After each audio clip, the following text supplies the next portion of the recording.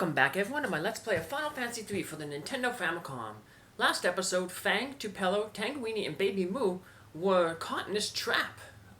They're reflected in the mirror and they're going to become worm food for these 5 dragons. Uh-oh, they're very hungry, I can't move. How are they ever going to escape? Let's find out right now. Hold on, Doga? Yes, my soul is immortal. To lift the curse, we need 5 souls with hearts of pure light. I'll find them. Hold on. Now, Doga's gonna go search for the 5 souls of light. We're gonna see a bunch of old friends who accompanied us on our adventure. Fang and the others are in danger. Princess Sarah, come with me. Ones who possess hearts of pure light can lift the curse. They need your help. Fang's in trouble. Take me to them at once. There's one. And another nearby person from the floating continent. We're gonna get Sid. Sid, can you lend us your power? I'd go anywhere to help Fang. Let's go. We're gonna get another floating continent individual. Surprise here. It's Dash. Dash, I thought you died. Whew. He jumped right into that fire. Guess he's fireproof. You're alive. Who are you, old man? What? I didn't die. I finished fixing the tower. What a close call. A few more seconds of the floating continent would have been toast. Fang and the others are in danger. What else is new? Okay, let's go.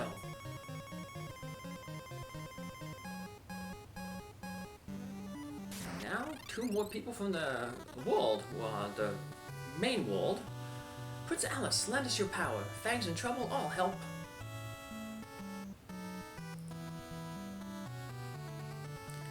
One more to go. Who could it be? Looks like it's gonna be one of the old men.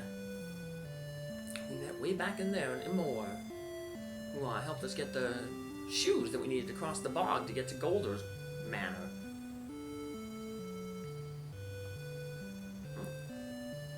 And we're only gonna need one of them though. Will anyone come help Fang? Okay, I'll save the day. Wish me luck, good luck. I'll be back. And with that, we have gathered our 5 helpers. We're going to break the worm curse. Fang, go, we'll hold off the worms. No darkness tonight.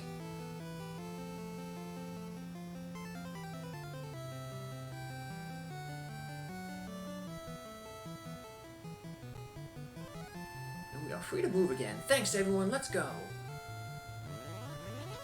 We are teleported basically, I guess, inside the mirror to where Xande is hiding out. So this is basically like once we got to those wards, that's basically like the point of no return. So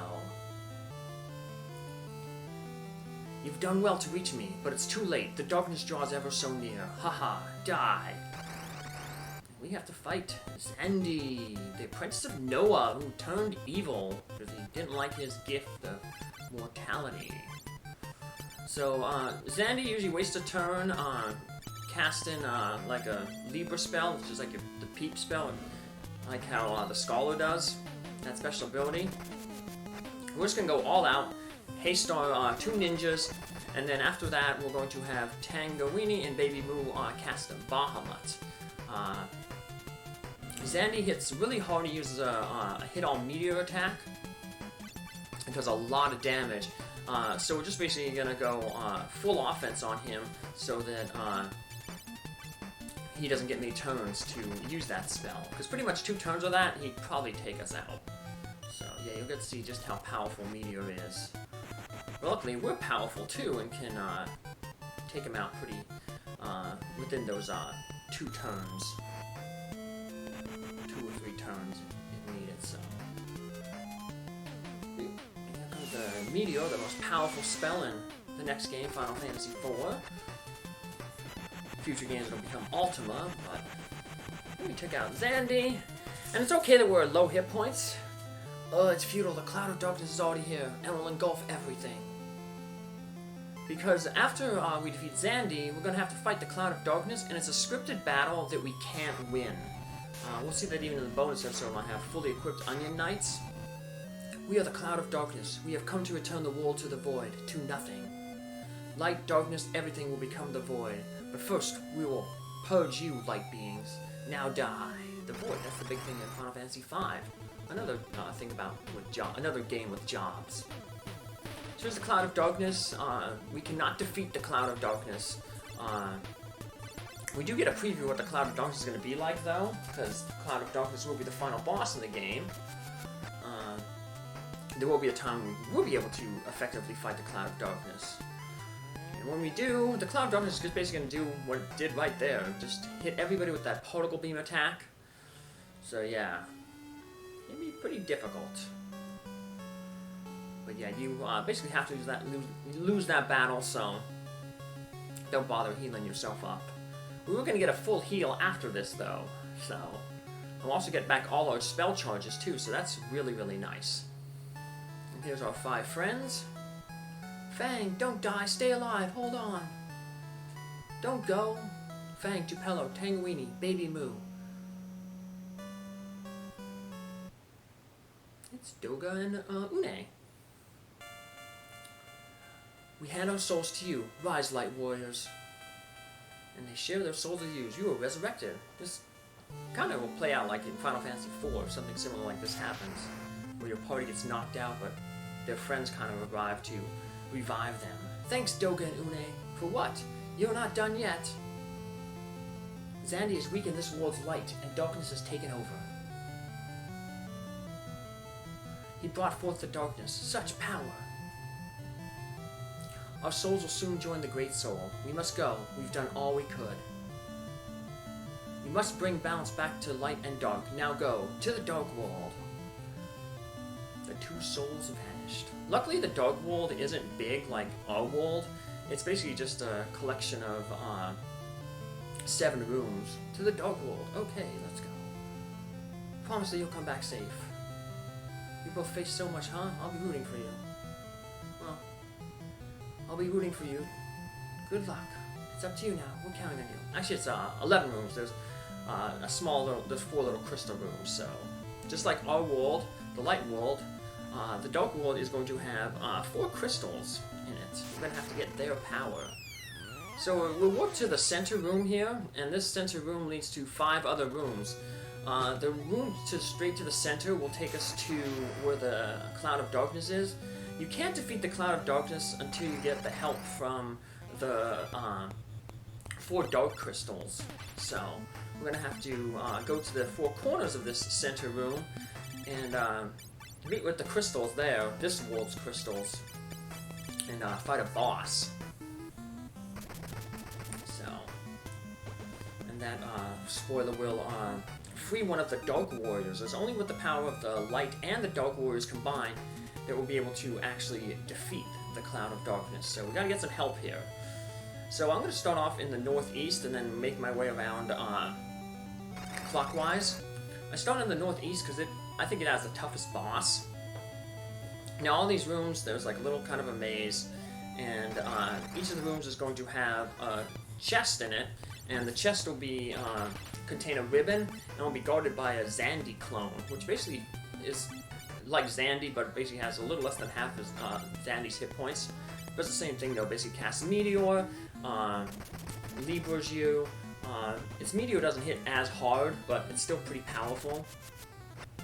So we're going to take a similar approach when fighting the Xande clones to just basically go all-out offense. So, finish off these new enemies. We have quite a few new enemies in different parts of the area. Found a ribbon! And ribbons, like I said, are really good protection against magical type attacks. We'll finally get that one ribbon is going to go on Tangeweenie. Baby Moo has a ribbon. Another reason why I want to come here is because this boss we're going to fight up here doesn't use magical attacks. It just hits really hard physically. So it's okay that we don't have ribbons on everybody, because for this battle, the crystal helms that Fang and Tupelo have equipped are actually better because they give more defense. And physical defense is what we want for this fight. I'm also going to want to move everybody to the back for this particular fight, this boss fight coming up. So we'll see a bunch of Xande clones, like I said. There's one in each of the 4 corner rooms. So now Tangeweenie's finally going to get her headgear. There we go, the ribbon. And we'll just heal ourselves up. As you can see, we got all our spell charges back from when Doga revived us. Which is good, because we'll basically, need them to take care of all this big boss gauntlet. So, why are you being a little angry here? The rats are running around outside, doing their thing. Sometimes he just doesn't like them. I wonder how we deal with mice, like Fang, Tupelo, Tangeweenie, and Baby Moo.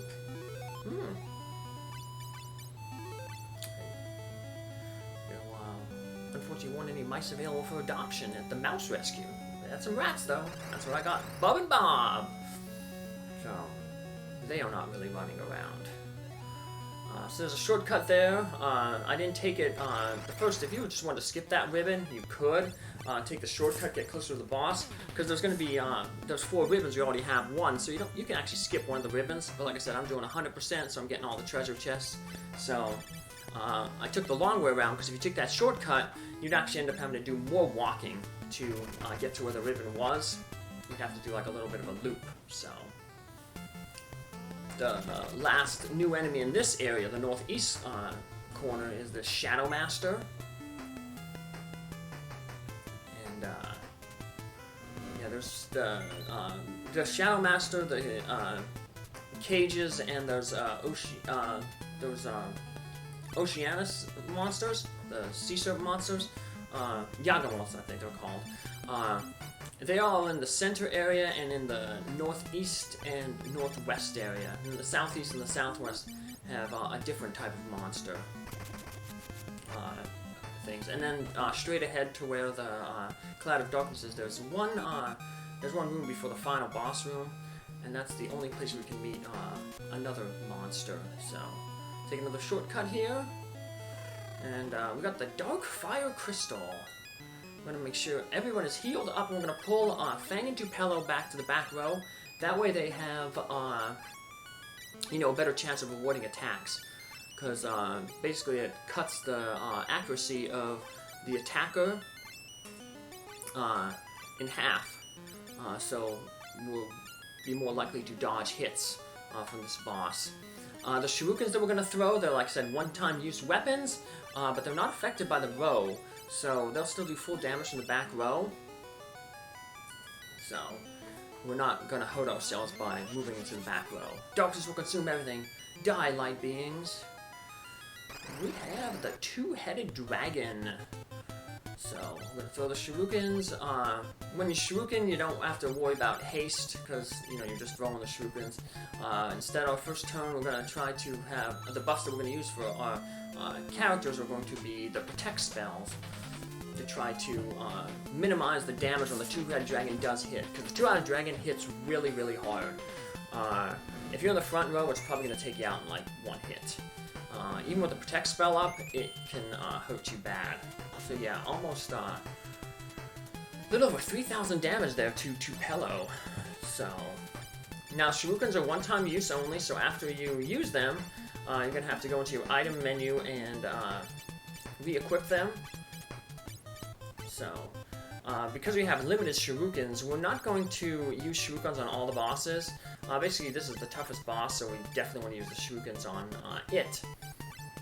The rest we'll just save for the Cloud of Darkness.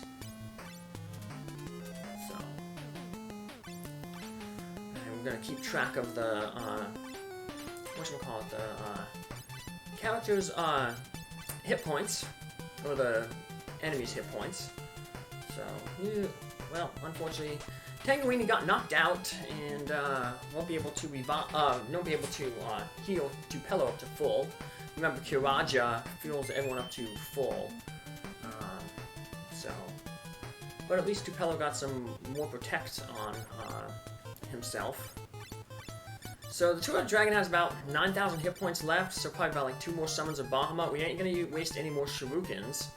Because like I said, we want to keep the rest for the Cloud of Darkness. So what we're going to do here is we're going to heal Tupelo up, get Tangeweenie back on her feet with Phoenix down, and just have our 2 ninjas defend so they double their defense. And luckily Baby Moo was not knocked out like how Tangeweenie was knocked down.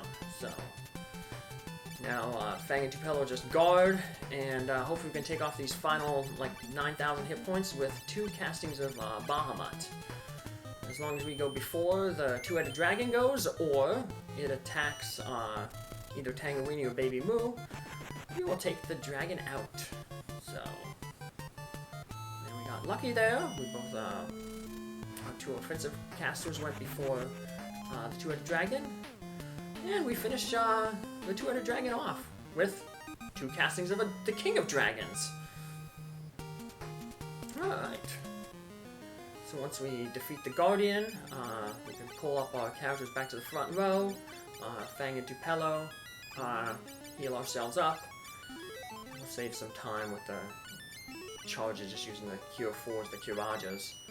And we're going to give back our regular weapons. So remember how I had a Knight Sword and then a Dark Knight Sword on each of the characters. So Fang will get the Ragnarok and the Moon Ring, and then Tupelo will get the Excalibur and the Mazimune. So we'll be back to our regular thingamabob, it's our regular gear. So, and we talk with the crystal, and we free one of the Dark Warriors. I am a Dark Warrior. The universe began with the void and will end with the void. However, there is one force that can delay the void. It's what you call hope. The return of void is inevitable, but there is still hope in the worlds of light and dark. With the hope of light and the hope of dark, together we can stop the return of the void. Alright. The crystal shines light. Light warriors, free the light from the darkness, bring hope back to this world. Unfortunately, talking with these crystals does not give us back our spell charges, so, oh well. That's okay, we have a ton of elixirs, more than what we need, so take these 2 shortcuts. You can see where the little crack in the upper left portion of the wall is, indicating a shortcut. I'm going to head back out to the center area, where we will end the game and end this episode, because we gotta go free the remaining 3 Dark Warriors next episode. Take care, thanks for following along. Bye.